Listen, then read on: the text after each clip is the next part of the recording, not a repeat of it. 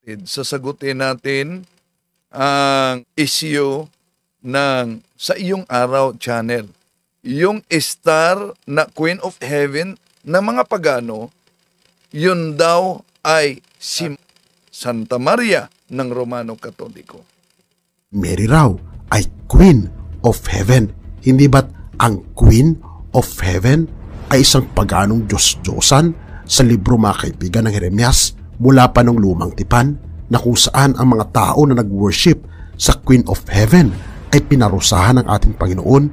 At ngayon mga kaibigan, ang Queen of Heaven ay nagpalit ng kanyang pangalan na si Mama Mary, ang Divine Motherhood. At ating sasagutin ito dahil alam nyo naman, ang kasinungalingan, pag ito'y palaging inulit-ulit, magmukha talagang parang katotohanan, lalo na sa ating mga kapatid, kulang ang kaalaman. Samahan ninyo ako.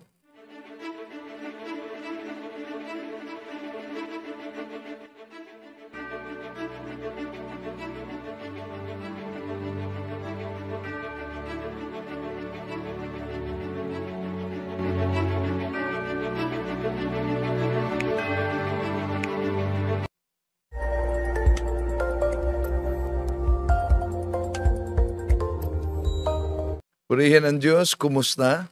Ito yung lingkod, Brad Wendell Talibong, makasama ninyo. At kung bago lang kayo, inanyayahan natin na maghikayat sa ating mga kapatid na Katoliko magsubaybay, magtanong.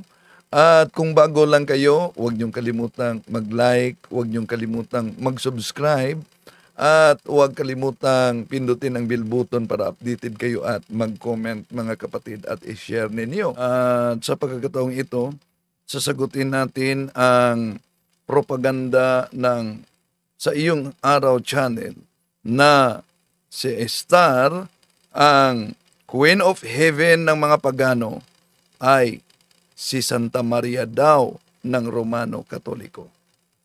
Mary raw ay Queen of Heaven. Hindi ba't ang Queen of Heaven ay isang paganong Diyos-Diyosan sa libro mga kaibigan ng Jeremias mula pa nung lumang tipan, na kung saan ang mga tao na nag-worship sa Queen of Heaven ay pinarusahan ng ating Panginoon. At ngayon mga kaibigan, ang Queen of Heaven ay nagpalit ng kanyang pangalan na si Mama Mary, ang Divine Motherhood. Ito ang tinatawag na pagan influence fallacy ng mga anti-Catholics na ibinabato nila sa pananampalatayang simbahang Katoliko. At kung ikaw ay mahina talaga at inosente sa pananampalatayang Katoliko, abay siguradong tatamaan ka nitong mga propagandang ito. Kadalasan sa ginagamit nila mga kapatid laban sa atin, itong Jeremias Kapitulo 44, versikulo 7, dahil dito binanggit yung Queen of Heaven, pero si Star ang Babylonian goddess ng mga pagano. At ayon sa konklusyon, dahil tinatawag na Queen of Heaven si Star na Babylonian goddess at si Santa Maria ay tinatawag ng simbahang Katoliko na Queen of Heaven, ang konklusyon nila na si Santa Maria ang makabagong Diyos-Diyosan ng mga pagano. Mali po. Bakit mali mga kapatid? Una, malaking pagkakaiba at napakalayo talaga ang pagkakaiba sa dalawa. Ang pagtawag na Reyna sa langit ng Mahal na Birheng Maria, alam nyo, ito ay sagot sa piking Diyos-Diyosan na si Star ng paganong Babylonia. Kaya malaking pagkakaiba nitong dalawa. Ang Reynang Diyos-Diyosan, of course, yon ay Diyosa ng mga pagano. Siya ay tinatawag na Reyna sa langit ng mga pagano. Ngunit, siya ay piki.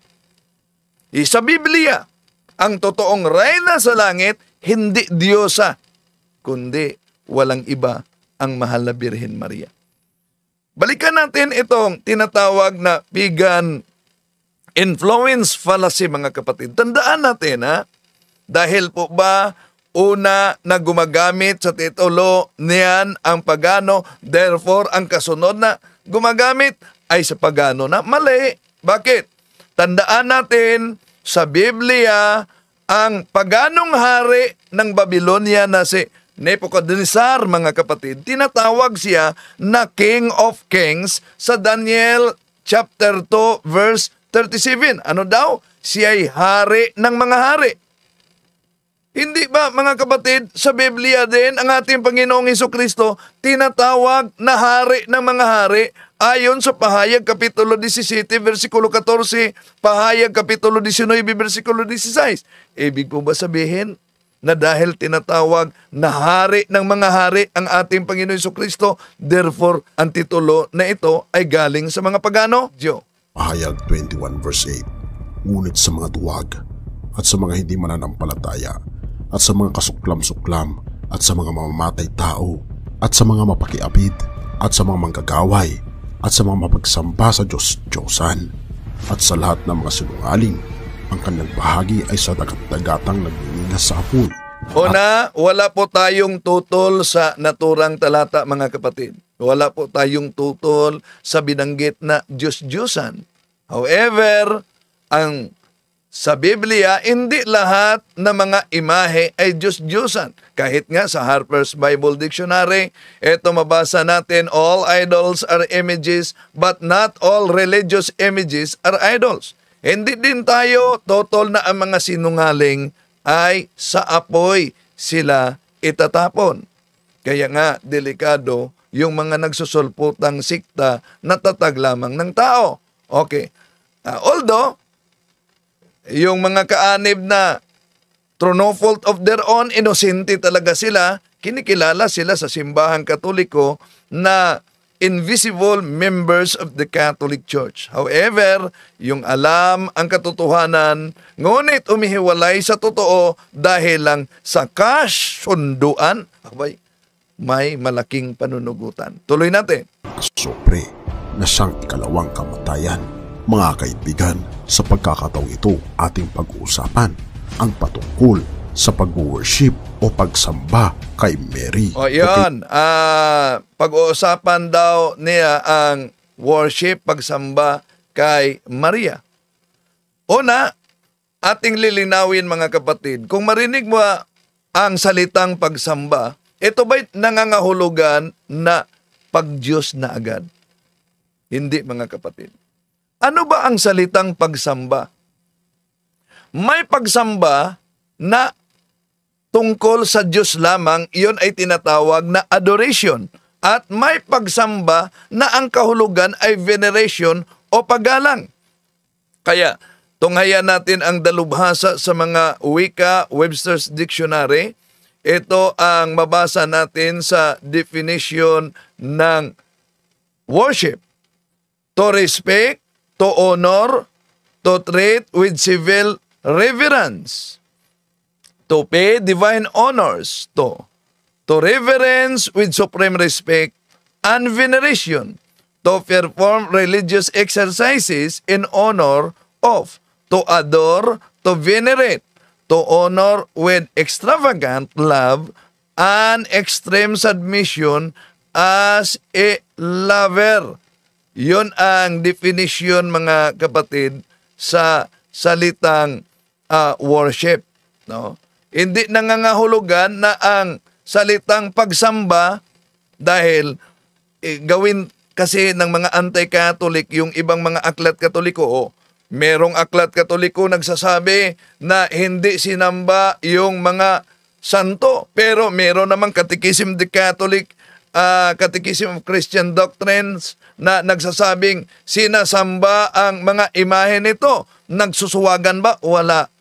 Walang pagsusuwagan. Bakit?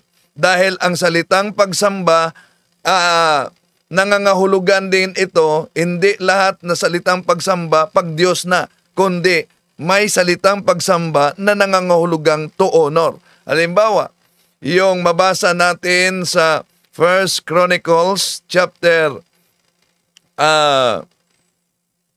chapter 29 verse 20. And David said to all congregation, now bless the Lord your God. And all congregation blessed the Lord God of their fathers, and bowed down their heads and worshipped the Lord and the King. So dito sa talatang ito mga kapatid, makita ninyo na ang sinabi, worship the Lord and the King. Ibig ba sabihin dahil may salitang worship, the Lord and the King, pati ang King, ang hari, ay kilalanin ng Diyos. Hindi, dahil ang salitang worship dito sa ibang salin sa Biblia, na 1 Chronicles chapter 29 verse 20, kung gagamitin natin ang Good News Bible, ito ang mabasa natin.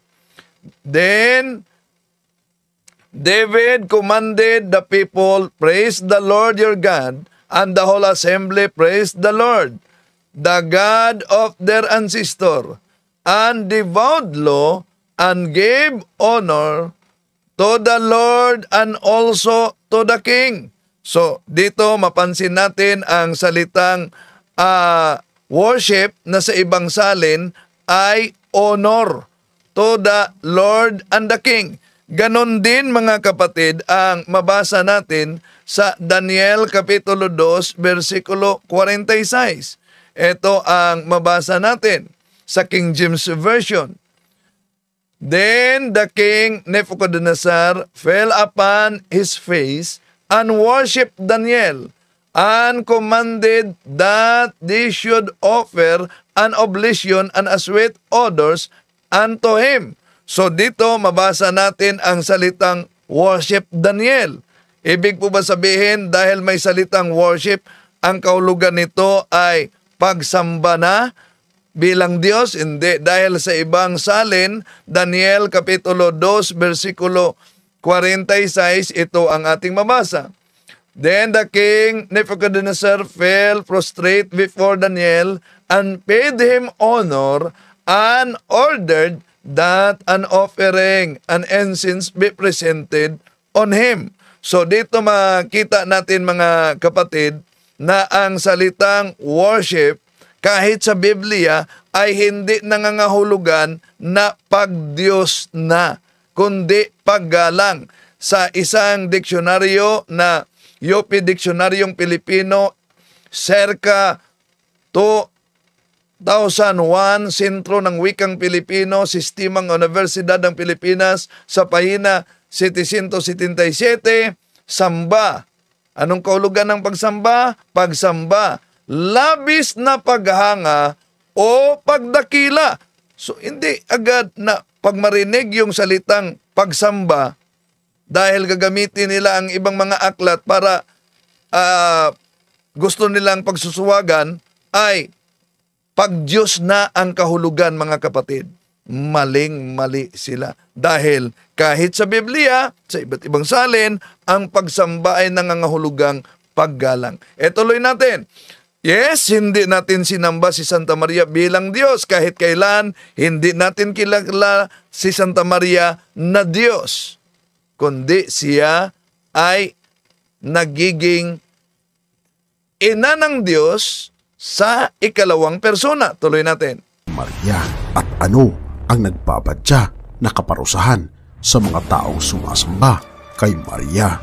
Isa itong nakakakilabot. Yun, may kaparusahan ang sumasamba kay Maria at sa akusasyon nila diniyos natin si Santa Maria, so mauubos kamatay. Matagal na sana naubos ang Katoliko kung tama itong kanilang maling interpretasyon at propaganda. Tuloy natin. And death na sitwasyon dahil kailangan mo itong malaman, kaibigan. Ito ang sa iyong araw ating sasagutin mga kapatid. Kung ating makikita mataas ito na video pero yung mga bahagi lamang ituloy natin sa susunod ang pagsagot.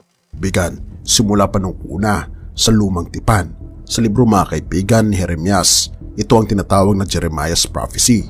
Sa propesya mga kaibigan ni Jeremiah sa chapter 7, ating mababasa dito, ang mga anak mga kaibigan ni Judah ay sila mga kaibigan ay nag-iimpok ng mga kahoy upang ito ay kanilang sisindihan, at ang mga babae mga kaibigan ay gumagawa ng mga cakes o tinapay para sa Queen of Heaven. Oo mga kaibigan, ito ang Diyos-Diyosan ng mga pagano na ginagawa ng mga anak ng Diyos, ang mga anak ng tribu ng Juda. Sa pang-44 mga kaibigan na chapter ng Jeremiah, makikita natin dito. Una, lilinawin natin mga kapatid dahil sa propagandang ito, makita ninyo na may ginagamit na talata, lalo na ang Jeremiah chapter 7 verse 18. Pero kung gagamitin natin ang footnote sa Confraternity Bible mga kapatid, ang tinutukoy diyan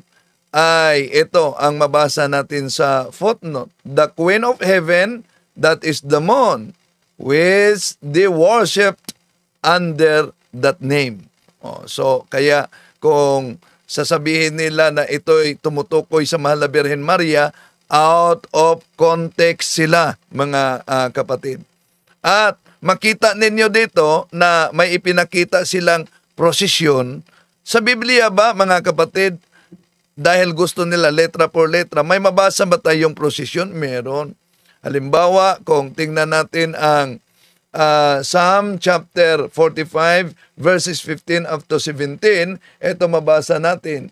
They are bubbling with joy and they walk in procession and enter the royal palace. Your sons will carry on the dynasty of your ancestors. You will make them princes throughout the land. I will proclaim your greatness through the coming years. Then the nation will praise you forever. So, di po ba gusto nila letra por letra mabasa? Prosesyon. May mabasa tayo mga kapatid na prosesyon. Ngunit, ito'y inuugnay nila na ang Mahal na Birhen Maria ay Diyos-Diyosan. Mali. Dahil kahit kailan, hindi itinuturo ng Simbahang Katoliko na si Santa Maria ay naging Diyos. Kahit ba sa mali nilang interpretasyon, kung di siya naging Diyos, bakit itinuturo ng Simbahang Katoliko na siya ina ng Diyos? Pag sinabi bang ina ng Diyos, automatic ba Diyos na agad? Mali. Pag ina ba ng presidente, automatic presidente agad. Pag ina ba ng abogado, automatic abogado agad. Pag ang anak ba ay lalaki, ang ina ay lalaki din. Kaya argumentum contra factum non valid. Okay, tuloy natin. Ang pagan idolatry na inaddress na naman mga kaibigan ni Jeremiah sa verse 17. Makikita natin dito mga kaibigan. Sa halip, gagawin namin ang lahat ng aming ipinangako sa aming sarili. Magsusunog kami ng handog sa reyna ng kalangitan.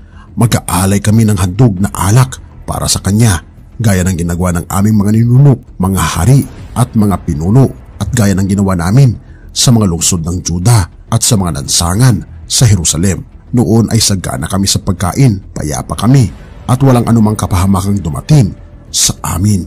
Oo mga kaibigan. Yan mga kapatid, wala tayong tutol sa naturang talata na ginamit nila na iyo'y patungkol sa reyna na Diyos-Diyosan sa Babylonia noon. Pero, tulad sa sagradong imahen sa Biblia, hindi lahat na imahen ay Diyos-Diyosan, kaya hindi din lahat na reyna ng langit na nasa Biblia ay tinatawag na Diyos-Diyosan. Dahil malaking pagkakaiba. Yung binanggit nila na talata, tumutukoy sa Diyos-Diyosan, ngunit ang aral ng Simbahang Katoliko patungkol sa Mahal na Birhen Maria, siya ay hindi Diyos-Diyosan, siya ay tunay na reyna sa langit na mabasa natin sa Biblia. Ngayon, papatunayan natin mga kapatid na mabasa yan sa Biblia. Pero, anong sabi niya? Ito. Kanilang pinupuri ay hindi ang ating Panginoong Diyos, kundi ang Reyna ng Kalangitan o Queen of Heaven sa English. At kung ating makita mga kaibigan, ang Diyos ng mga pagano na binabanggit mga kaibigan sa propesiya ng Jeremiah ay tinatawag siyang Queen of Heaven. At walang problema kung tinatawag siya ng Queen of Heaven ang mga Diyos-Diyosan ng pagano noon. Kahit nga si Haring Nabucodonosor, tinatawag siyang King of Kings.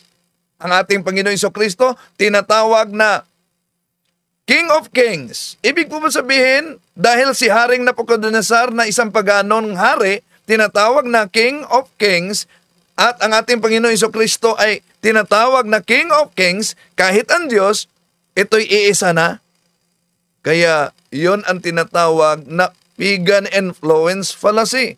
Ngayon, punta tayo sa sinasabing pagpapuri daw sa Diyos na ginawa natin ay hindi sa Diyos mismo, kundi sa reyna ng kalangitan.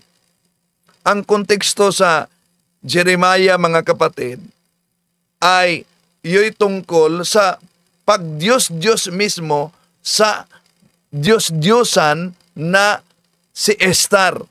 Ang konteksto naman sa simbahang Katoliko na tinutuligsa nitong mga anti-Catholic ay ang tunay na reyna sa langit, at si Jesus mismo ang nagsabi na sa pamamagitan ng Mahal na Birhen Maria, sa pamamagitan ng mga banal, anong sabi niya? Siya din umano ay maparangalan. Saan natin yan mabasa, mga kapatid? Ito ang mabasa natin sa Juan Kapitulo 17, versikulo 10. Ang lahat ng akin ay sa iyo. Ang lahat ng sa iyo ay akin. At sa pamamagitan ako sa napaparangalan ako sa pamamagitan nila. See? Ang tanong, ang Mahal na Birhen Maria ba ay hindi sa ating Panginoong Hesus? Natural, dahil siya ay ina, siya ay sa ating Panginoong Hesus. At kinalulugan siya ng Ama. Kaya sabi sa Juan 17:10, ang lahat ng akin ay iyo, ang lahat ng iyo ay akin, at napaparangalan ako sa pamamagitan nila. Ngayon, di po ba napaka-irony, mga kapatid, na tinanggap nitong mga anti-Catholic ang ating Panginoong Hesus, ang anak ni Santa Maria, ngunit yung nanganak ay hindi nila pwedeng tanggapin. Anong sabi sa ang dating Biblia? Mabasa natin, mga kapatid, sa unang Juan, Kapitulo 5, versikulo 1. Ito mabasa. Ang sino mang nananampalataya na si Jesus ay siyang Diyos, ay ipinanganak ng Diyos. At ang bawat umiibig sa nanganak ay umiibig din naman sa ipinanganak niyaon. See? Napakalinaw, mga kapatid, ang Protestant na salin yan. Anong sabi sa Protestant na salin?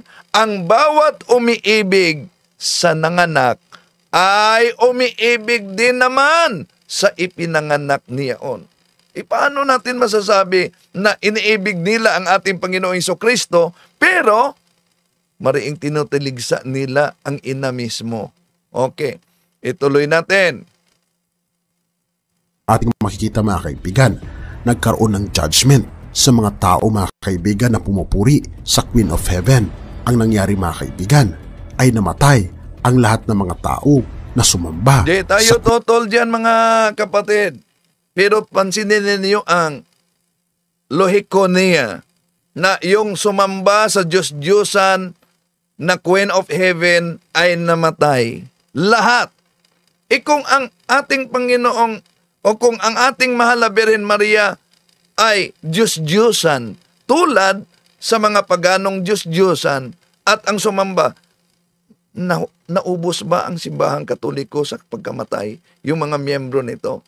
Kaya napakalayo po. Okay, tuloy natin. Queen of Heaven.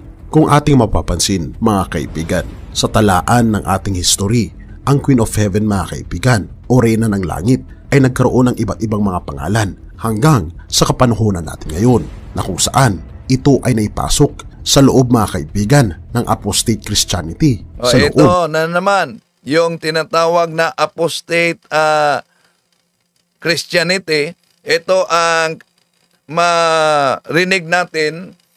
Turo ito ng Seventh-day Adventist, natatag ni Ellen Goldwhite. Turo ito ng Saksi ni Jehovah, ni Charles T. Russell. Turo din ito sa Iglesia ni Kristong Tatag ni Felix Manalo na ang simbahang Katoliko ay tinatawag na apostate church, mga kapatid.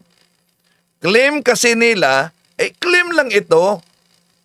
Claim ng mga solpot na sikta na natalikod ang unang iglesia ni Kristo daw. Nawala naman yan sa Biblia. At ang unang iglesia ni Kristo, walang iba, kundi ang Iglesia Katolika.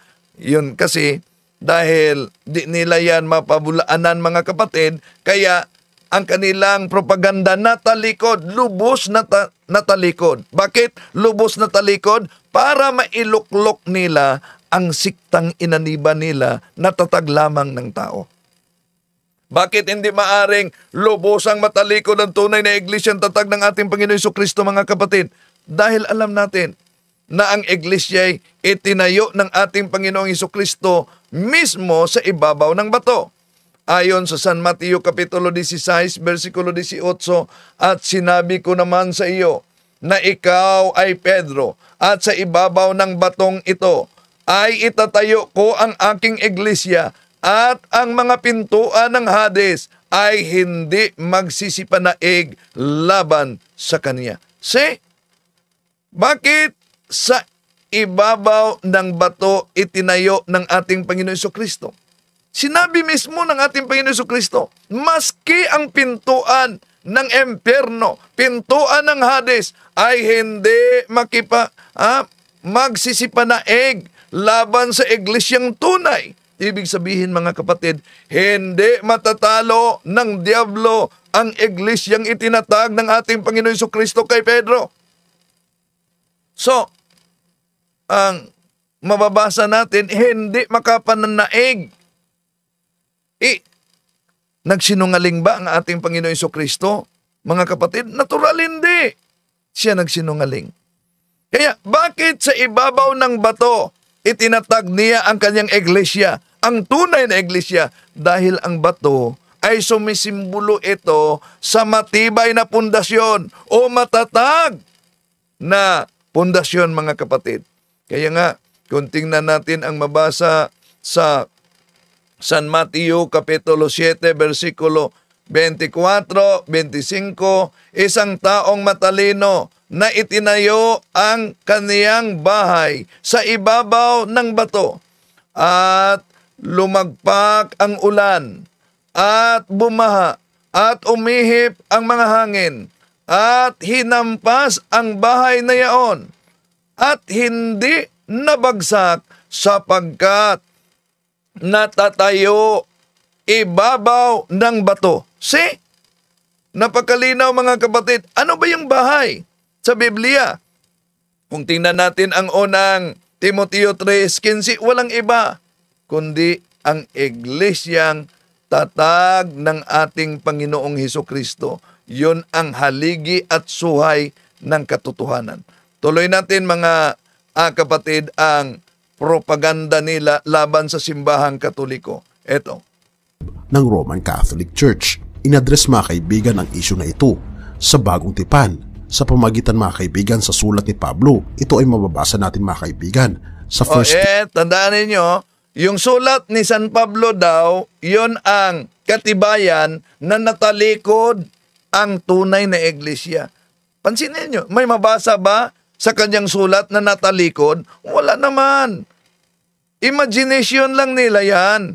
Timothy 1 verse 3, gaya ng ipinakiusap ko sa iyo. Yun. Unang Timoteo Kapitulo 1, versikulo 3. May mabasa ba dyan na natalikod ang unang iglesia o ang tunay na iglesia? Ito. Ako pumunta sa Macedonia. Nais kong manatili ka sa Efeso upang utusan mo ang ilang tao dyan na huwag magturo ng maling aral at huwag nilang pag-aksaya ng panahon. Wala tayong tutol dyan, mga kapatid, dahil mula pa noon, may bababala na ang ating Panginoon Jesucristo na galing sa tunay na iglesia, may mga magtuturo ng maling aral. At hindi lang yan, unang Juan Kapitulo 2, 18-19, may mga antikristo na galing sa atin, sila'y lalabas sa atin. Oh. So, meron bang mabasa batay sa naturang talata na ang iglesyang tatag ng ating Panginoon Jesucristo ay lubusang natalikod? Wala naman. Ote, tuloy natin. Ang alamat at mahahabang talaan ng mga angkan, yan ay pinagmulan lamang ng mga pagtatalo at hindi nakakatulong sa tao upang matupad ang plano ng Diyos sa pamagitan ng pananampalataya. Ang layunin ng tagupiling ito ay upang magkaroon kayo ng pag-ibig na nagmula sa pusong dalisay, malinis na budhi at tapat na pananampalataya. Oo mga kaibigan, ito ang binabanggit ni Pablo kay Timoteo na isang babala mga kaibigan na ayon isang babala. Pero wala tayong mabasa na ang iglesyang tatag ng ating Panginoon Jesucristo ay natalikod. Tuloy natin. Panginoon na paniwalaan ng tao ang anumang mga doktrina at mitolohiya na nanggaling sa kultura at turo ng tao at hindi ayon sa turo ng banal na kasulatan, ang turo ng Diyos. Kaya naman mga kaibigan. Okay, yon kasi dahil ang kanilang pananampalataya ay sola scriptura. At tandaan natin, even the word sola scriptura does not found in the Bible itself. No? Pero sa ating mga Katoliko, hindi lang Biblia ang batayan sa pagtuturo, kundi maliban sa Biblia, meron tayong teaching authority. Kaya ang Iglesia, Efeso Kapitulo 3, versikulo 10, and Mateo Kapitulo 18, versikulo 18, ang siyang may authority sa pangaral. Feed my sheep. Yun ang sabi ng ating Panginoong Jesucristo, John chapter 20, mga kapatid ni San Pedro, ang Jeremiah, anong sabi ng feed my sheep, I will give you a pastor with all my heart and they will feed you with knowledge and doctrine. Pero tuloy natin. Binabanggit dito ni Apostol Pablo na kailangan nating i-address kung ano mga kaibigan ang doktrina ng katotohanan at ang doktrina ng kamalian. Yes, tama. Kailangan natin i-address ang doktrina ng katotohanan at ang doktrina ng kamalian, lalo na ang doktrinang tatag lamang ng tao. Kaya nga, sa mapansin ninyo mga kapatid, na karamihan sa mga anti-Catholic na umaatake sa banal nating pananampalataya, ang kanilang atake hanggang sa Papa, sa doktrina. Di ninyo mapakinggan mga kapatid na may mga anti-Catholic na umaatake sa nagtatag mismo ng simbahang Katoliko.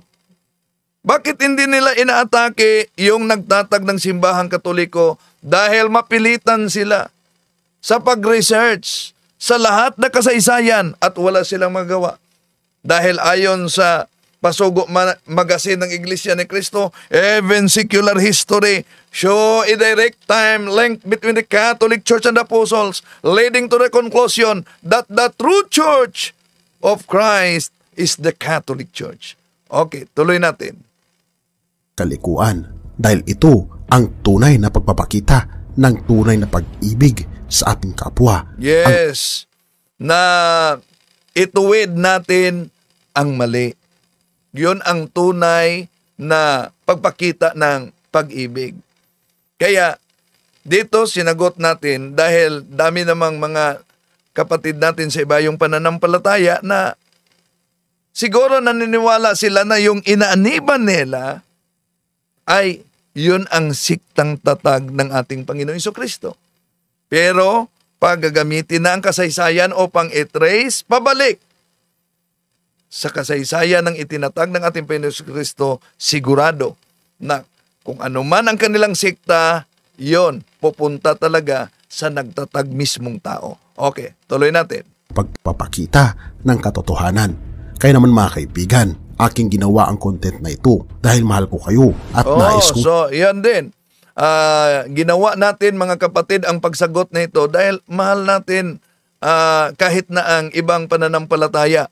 At para mabuksan ang kanilang mga mata nitong mga propaganda na pwedeng makapangdaya.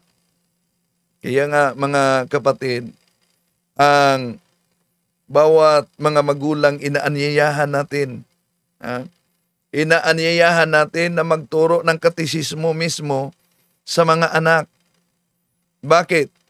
Dahil kung di tayo magtuturo ng katisismo, may nabasa akong post kanina, nahanap ko, ito, if you don't teach them God's truth, Satan will gladly deceive them with his lies.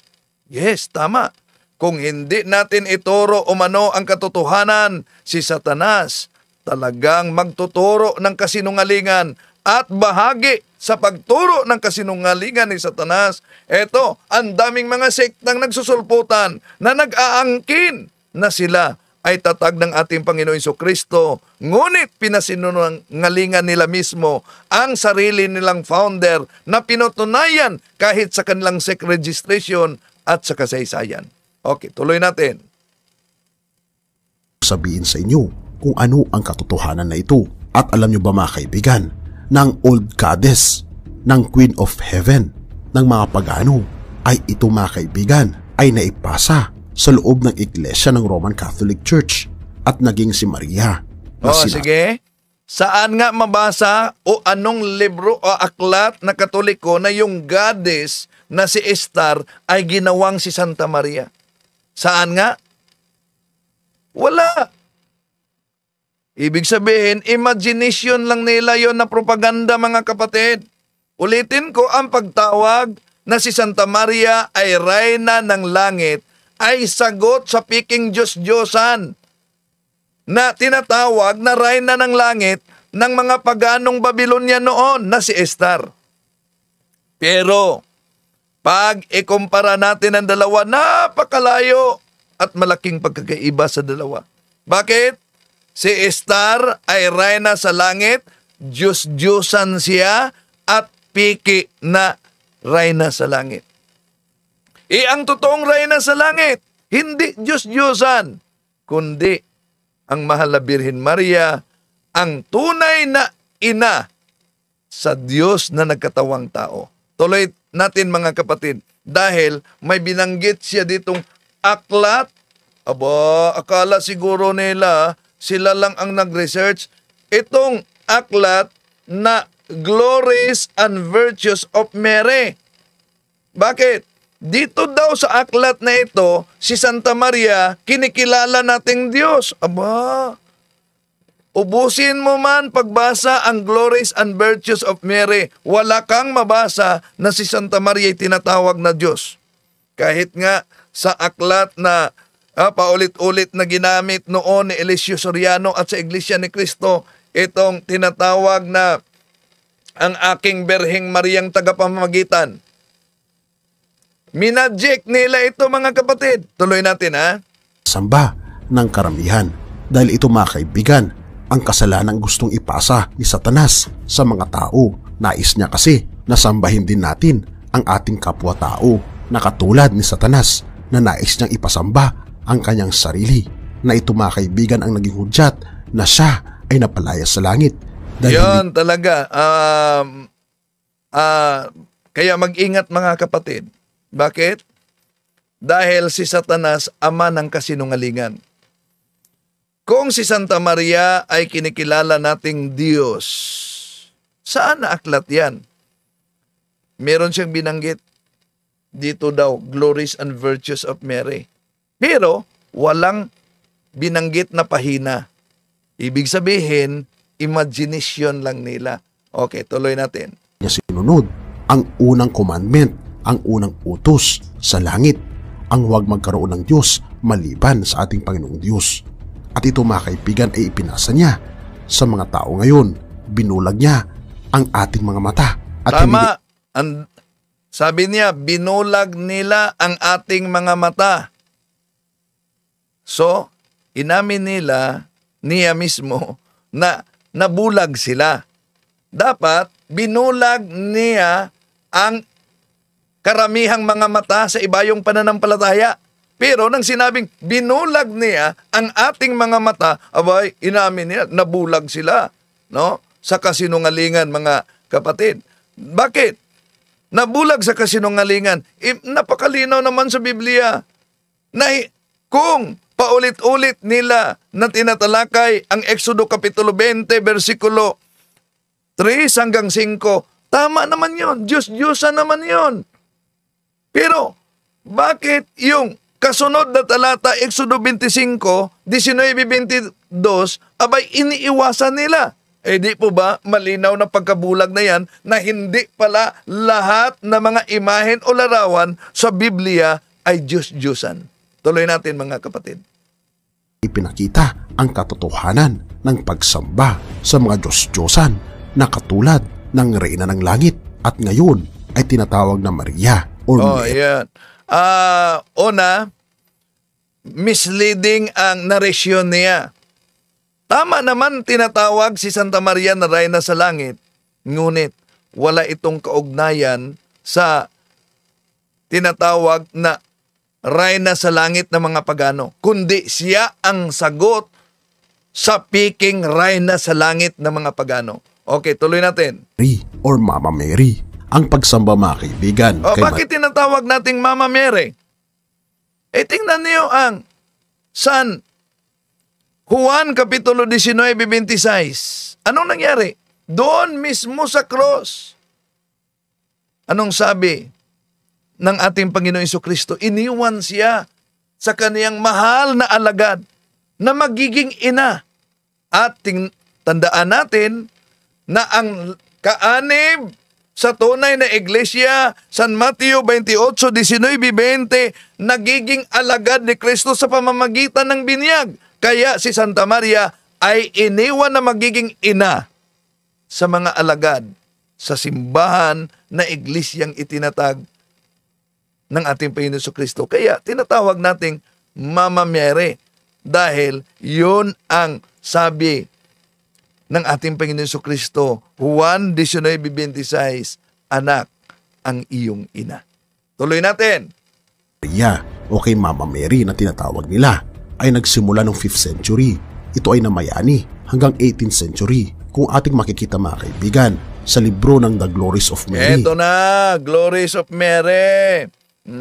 Ito, ang libro. Makita daw. Mag-ingat talaga kayo mga kapatid. Pero, walang binanggit na pahina dito. Anong makita daw?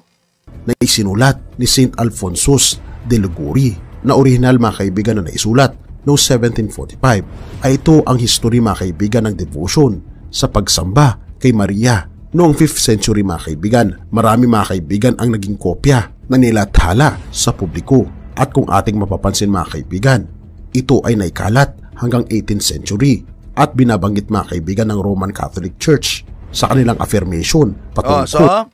Tandaan ninyo na binanggit ng Roman Catholic sa affirmation o batay sa aklat na ito na ano? Kay Mary na binabanggit nila mga kaibigan na si Mary at ang Diyos mga kaibigan ay pantay lamang.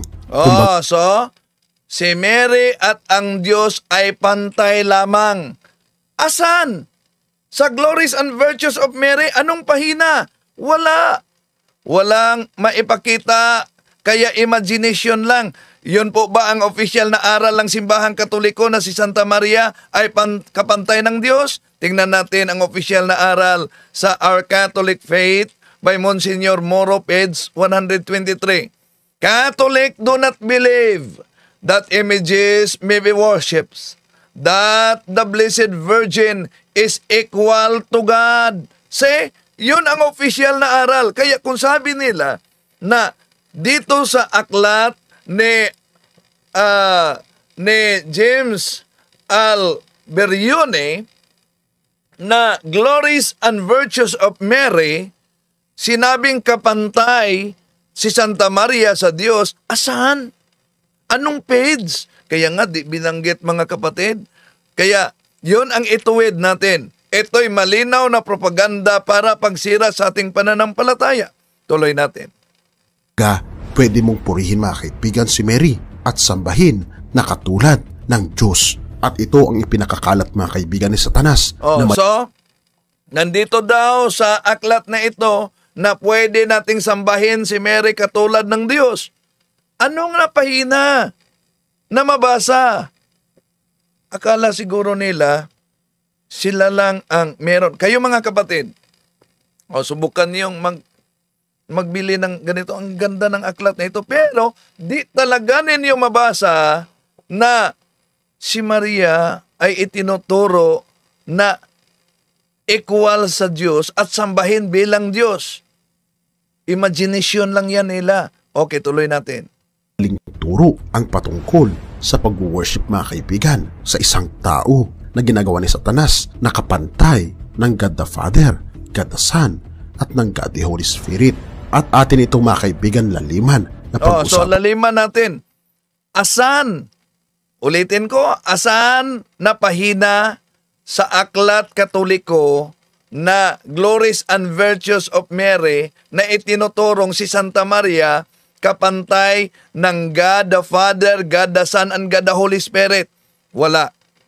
Opisyal na aral, ulitin ko, sa our Catholic faith, that the Catholic do not believe that images may be worshipped, that the Blessed Virgin is equal of God. Dito pa lang, sa naturang aklat na may pahina, opisyal na aral ng simbahang Katoliko, butata na ang imagination nila. Okay, tuloy natin mga kapatid ang pahayag niya.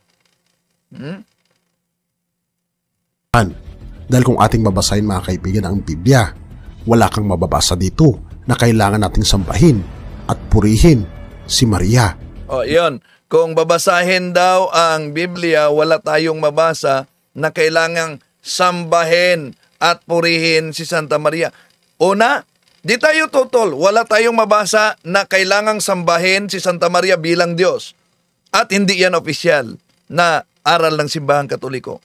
Pero, yung sinabing wala tayong mabasa na purihin si Santa Maria, abay, ang unang pumupuri sa kanya ay ang anghel na inutusan ng Diyos. Lucas Kapitulo 1, versikulo 28. Anong sabi ng anghel? And coming to her, he said, Hail, favored one, the Lord is with you. Sinong nagsabi diyan? Anghel na inutusan mismo ng Diyos, mga kapatid. At ano ang sabi ni Santa Maria sa Lucas Kapitulo 1, versikulo 48? Ito ang pahayag ni Santa Maria. Sapagkat nilingap niya akong kaniyang abang alipin. Mula ngayon, ang lahat ng tao'y tatawagin akong pinagpala. Yun ang sabi ng ating mahal na Birhen Maria. Mula ngayon, ang lahat, sa ibang salin, lahat na salinlahi.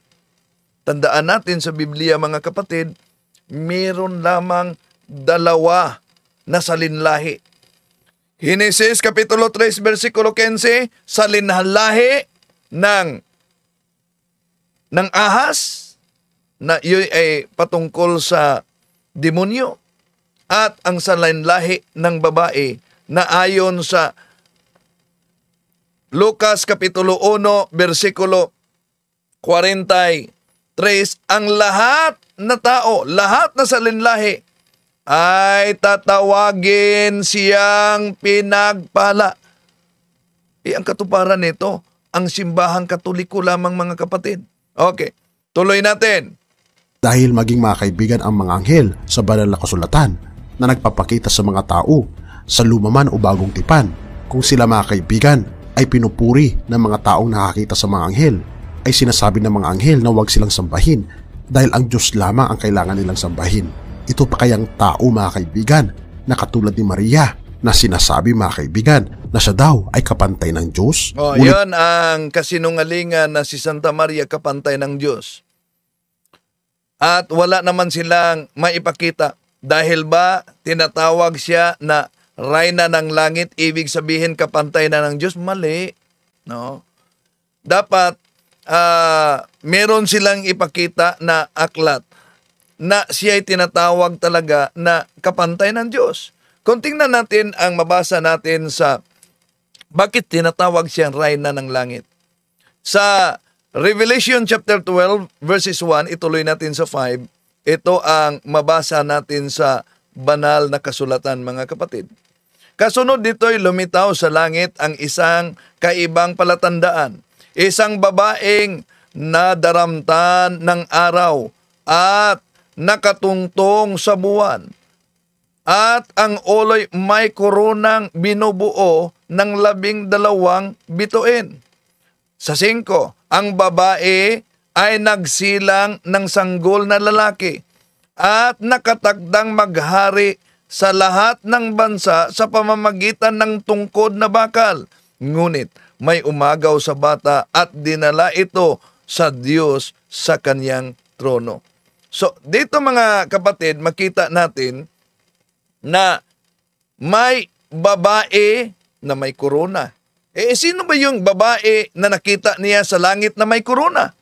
Sino itong babaeng ito? Walang iba kundi ang Mahal na Birhen Maria, dahil napakalinaw po sa verse 5 na kasaad na ang babaeng iyon ay nagbigay silang o nanganak ng isang batang lalaki na maghari sa lahat ng nasyon gamit ang tungkod na bakal. Sino naman yung batang lalaki na maghari gamit ang tungkod na bakal? Walang iba mga kapatid, kundi ang ating Panginoon Jesucristo. Unang Timoteo Kapitulo 6, versikulo 15, tinatawag din na King of Kings. At mamuno siya sa lahat ng bansa na mabasa natin sa Revelation chapter 2, verse 25. At gamit niya ang tungkod, rolled him with a rod.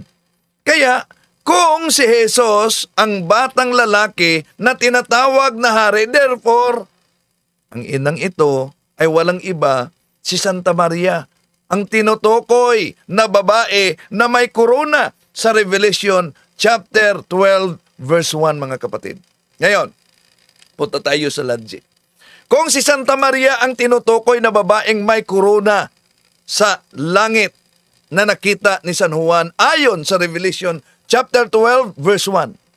At kung ang pagkakaroon ng koronang suot na suot ay tanda sa pagiging reyna base sa mabasa natin sa Jeremias Kapitulo 13 versikulo 18. Therefore, ang tawaging reyna sa langit, ang Mahal na Birhen Maria, Mary, Queen of Heaven. Hindi po mali. Nararapat lang sa Mahal na Birhen Maria at nakabatay ito sa Biblia, mga kapatid. Ito'y sagot sa peking reyna sa langit ng mga pagano na si Esther. To make His message known is our responsibility. So here we are to pledge our lives to the Lord of eternity.